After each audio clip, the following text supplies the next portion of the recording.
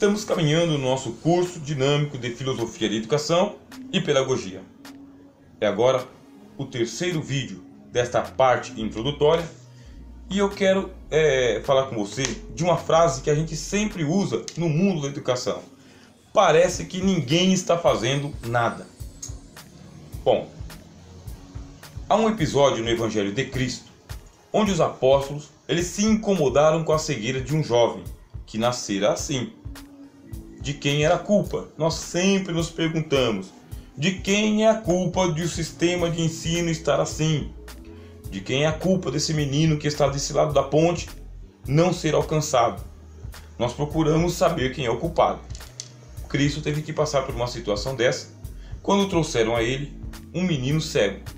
Os apóstolos perguntaram para Jesus: de quem é a culpa? Dos pais ou do menino? Alguém tem que ser responsável pela cegueira do sistema de educação. Por que a gente não consegue alcançar todo mundo? Será que Platão está certo? Nem todo mundo pode ser alcançado? Não adianta investirmos no ideal democrático do conhecimento? Teria que ser algo mais aristocrático, voltado só para alguns, aqueles que conseguem vencer os testes? Jesus disse aos discípulos que ninguém tinha culpa pelo que estava acontecendo. É uma tragédia natural a cegueira daquele menino. Um infortúnio ao menino e aos pais dele. Todo mundo aqui é vítima. Não temos culpados. Todo mundo é vítima. O menino pela cegueira é vítima e os pais que receberam essa criança por nascimento já cego, também vitimados pela própria sociedade, pelo próprio estigma social. Eles faziam parte das altas estatísticas de desafortunados que sofriam com a discriminação e o preconceito social. É muito ruim para aquele que não consegue ser alcançado pelo fenômeno da educação. Por quê? É mais ou menos como o nível do rio. A maré vai subindo, vai subindo. Aquele que sabe nadar, muito bem, sai nadando. Aquele que tem um bote inflável, ok, ele vai sair remando. Mas existe uma turma que fica abaixo do nível da água e pode morrer afogado. O nível vai subindo. Os desafortunados, aqueles que não são abençoados com uma alta intelectualidade, que não aprendem de primeiro, eles vão ser estigmatizados, marcados como os desintelectuais, os não sabidos. Mas o professor, o pedagogo e o filósofo, ele tem um olhar voltado para alcançar o máximo possível de pessoas. É uma utopia, é um ideal, é uma missão, é um desejo, é uma vocação. Você quer alcançar aquele que está além do alcance. Como fazer? Procurar culpados? Dizer que é o governo? Dizer que é a família? Dizer que é o sistema? Dizer que é o aluno? Procurar culpados? Ora, existem muitas e muitas marcas sociais, rótulos que são colocados sobre as pessoas e elas recebem essa pecha e por causa disso o seu fardo fica mais pesado. Por exemplo, discriminação social, religiosa, política, econômica, racial. Isso aconteceu nos tempos de Jesus. Mas o mesmo acontece com as nossas crianças e os nossos jovens brasileiros. Enquanto o milagre da educação ideal não se processa, temos a impressão enganosa de que ninguém está fazendo nada. Você entendeu? Nós estamos esperando que a educação no Brasil melhore. Só que essa nossa esperança faz tempo, na verdade, quase 300 anos. Desde que a educação se iniciou no Brasil, lá no tempo de Dom Pedro I, Dom Pedro II, Floriano Peixoto, Deodoro da Fonseca, desde aquele tempo do Brasil monarquia, até o tempo do Brasil república, até os nossos dias, estamos aguardando que a educação ideal se processe. Será que não tem ninguém fazendo nada nesta área? Parece que ninguém se importa, que ninguém enxerga, que os pais são os culpados por seus filhos que não se interessam em aprender. Ou que os alunos são os culpados por não aprenderem o que os seus professores estão ensinando a eles. É uma guerra de todos contra todos. Estamos nadando em volta. Mas não estamos prosseguindo. Enquanto continuarmos procurando os culpados, não vamos encontrar, porque este é um fenômeno natural. Tem gente que aprende mais rápido, tem pessoas que aprendem mais devagar, tem pessoas que se interessam imediatamente pelas áreas das humanidades, problemas sociais, psicológicos, existenciais, filosóficos e históricos, e outras pessoas pendem para as áreas biológicas, a vida, a natureza, como que as coisas são, o que fazer, e outros são mais químicos, outros são mais físicos, outros são mais matemáticos. Bom, isso é natural. Não há uma homogeneidade. Muito pelo contrário, existe um fenômeno heterogêneo. Cada um é diferente de cada um.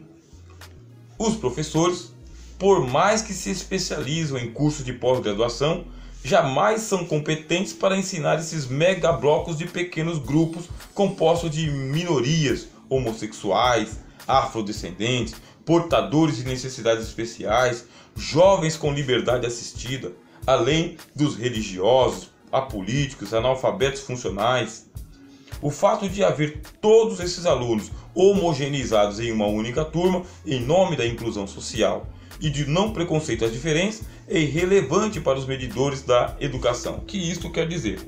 Você deve estar acompanhando aí no seu material didático que está incluso neste curso. Você está se especializando, se pós-graduando, fazendo inclusive um curso online que muito lhe chamou a atenção, que inclusive poderia ser recomendado para outros amigos da nossa área do conhecimento também. Mas quando a gente vai para a sala de aula, o que nós temos ali? É o conflito das minorias contra as minorias. Um professor já não é mais suficiente para uma turma. Por quê? Dentro de um ambiente de ensino, uma sala de aula, você não tem uma turma homogênea, como eram alguns anos atrás. Lá por volta dos anos 40, 50, 60, você entrava em uma sala de aula com meninos em uma sala, meninas em outra sala, mais ou menos na mesma faixa etária, com a mesma grau de instrução. As individualidades não eram tão relevantes assim. Só que os tempos mudaram e agora você entra em uma sala de aula e todo mundo ali é heterogêneo, pertencem a pequenos megablocos de minorias. Você vai ter as minorias dos afrodescendentes, as minorias dos homossexuais, as minorias dos religiosos, as minorias dos ateus, as minorias dos militantes, dos excluídos, daqueles que têm necessidades especiais. E o que você vai fazer? Na verdade, parece que o esquema está lutando contra você, para que você se torne um inapto, um incompetente. Se sinta assim, se veja assim. Pois bem, qual que é a nossa ideia? Continue lendo comigo. De quem é a culpa pela cegueira desse sistema de ensino? Dos pais? Dos professores? Dos estudantes? Jesus diz: ninguém pecou. Pare de procurar os culpados. Ao invés de focar na cegueira, Jesus operou o milagre e restaurou a visão daquele menino que estava cego. Assim também precisamos fazer, enquanto educadores dessa nova geração de alunos heterogêneos, mistos, diferentes, fragmentados, enfraquecidos, desprestigiados, evitados e vitimados por um sistema educacional impessoal e distante da realidade pós-moderna. O que acontece é que o sistema bagunçou tudo, mas não tem a menor intenção de arrumar. Pegou todo mundo, disse para eles que eles fazem parte de minorias, que não conseguem receber todos uma boa educação, porque o importante é defender a sua ideologia pessoal, íntima, individual, junto com outros que fazem o mesmo, e assim o Estado ou o sistema, ele ocupa as mentes com uma ideia ou uma ideologia e assim responsabiliza um professor que não vai conseguir ensiná-los. Ninguém consegue aprender nada desde o princípio, porque o professor não consegue ensinar nada. É necessário se operar um milagre, e este milagre nós vamos propor aqui, é que o educador se responsabilize pela sua turma. E você aprenda a dar aulas nesse tempo que a sociologia e a filosofia chamam de pós-modernidade. Estude o que é pós-modernidade. Eu posso adiantar para vocês aqui rapidamente que a pós-modernidade é esse período em que nós temos a liberdade de desfragmentarmos tudo e depois fragmentar novamente. A pós-modernidade é o momento de desconstrução para a construção, de negar para afirmar. Isso é pós-modernidade. Existem alguns valores que estão muito presentes na pós-modernidade, como o relativismo ético. Você tem que aprender a educar um pessoal que não vai aceitar o seu conhecimento como sendo um valor absoluto. Ou seja, aquilo que você ensinar pode ser desensinado. Se em tempos idos, antes da gente chegar aqui, os professores tinham competência absoluta e eram dignatários do conhecimento, do saber e da autoridade, a pós-modernidade já não é mais assim. Não dá para impor nada pela força do cargo, nem da função, nem do jaleco, nem do giz e nem da caneta e nem do papel. É um tempo de relativismo ético. Se você souber andar nesse tempo relativista, será um profissional da educação mais qualificado para essas pequenas turmas. Vamos lembrar que existe um esquema. E qual que é o esquema? É falar para as pessoas que elas não conseguem aprender, que elas não são tão inteligentes quanto elas imaginam. A educação formal que nós vamos receber aqui neste curso diz exatamente o contrário. Toda pessoa está apta a adquirir qualquer conhecimento, desde que devidamente orientada e instruída. Vamos lembrar da nossa metáfora da nossa ponte. Há um abismo aqui embaixo, só que tem uma ponte construída. Você atravessou e tem que fazer as pessoas atravessarem também. Mas para isso, elas terão que confiar no guia que as antecedeu. É você. Você já atravessou a ponte, ela é confiável. Balança, mas ela é confiável. As pessoas que estão desse lado aqui, que desconfiam do balançar das cordas, precisarão de um guia. É você, professor e professora, meu colega de profissão e de vocação. É por isso que você está com essa paciência em participar deste curso, porque nós vamos responsabilizar cada um pelas suas decisões. Este curso tem a tendência de trazer um ensino existencialista. Cada um é responsável por si, mas também é responsável pelo outro. Bom, eu tenho muito para prosseguir com você, tá bem? Mas não vai dar nesse momento, porque nós estamos praticando aqui pequenos períodos de curso. A filosofia platônica estabeleceu um nível aristocrático para a educação. Enquanto ciência do saber, a filosofia não deveria se portar como uma pedagoga. Começou lá então uma ruptura. Chegou o momento em que aqueles homens estavam com tanto conhecimento que eles decidiram: não dá para a gente atravessar a ponte todo mundo junto. Aqui está o filósofo, aqui está o educador, aqui está o pedagogo.